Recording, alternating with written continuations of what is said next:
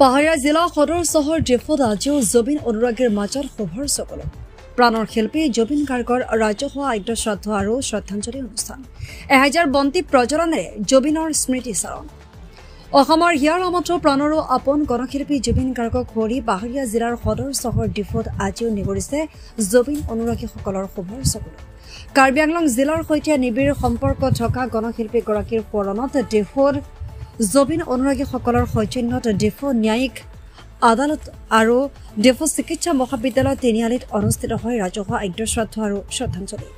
এলৈ অনুৰাগীসকলক লৈ ডিফু বৰনামঘৰৰ নামঘৰীয়া দিলীপ কুমাৰ ফুকনৰ নেতৃত্বত জুবিনৰ প্ৰতিকৃতিত বন্তি প্ৰজ্বলন আৰু পুষ্পাঞ্জলিৰে গভীৰ শ্ৰদ্ধাৰ্ঘ্য নিবেদন কৰা হয় তদুপৰি অনুৰাগীসকলে 1000 গছি বন্তি প্ৰজ্বলনেৰে জুবিনৰ পবিত্ৰ বিদেহ আত্মাৰ সদ্গতি কামনা কৰে আনহাতে অনুষ্ঠানত নাম প্ৰসংগ আৰু নাগাৰা নাম গাই শিল্পীগৰাকীৰ আত্মা বৈকুণ্ঠ স্থান প্ৰাপ্তৰ প্ৰাৰ্থনা জনায়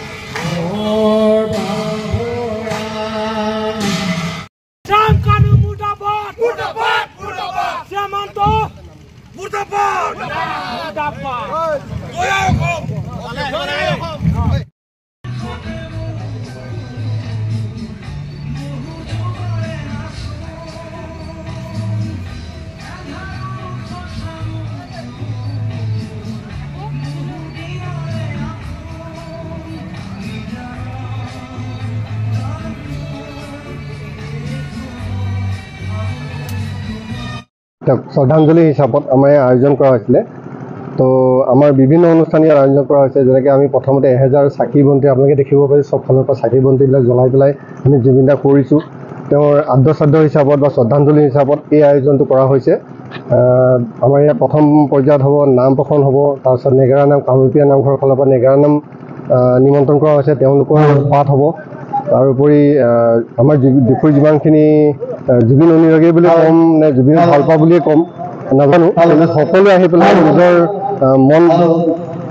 শ্ৰদ্ধাৰে যিখিনি আমাক সহায় সহযোগিতা আগবঢ়াইছে এইখিনি গোটেইখিনি কামৰ বাবে তেওঁলোক সকলো লোকে আমাক ধন্যবাদ জ্ঞাপন কৰিছোঁ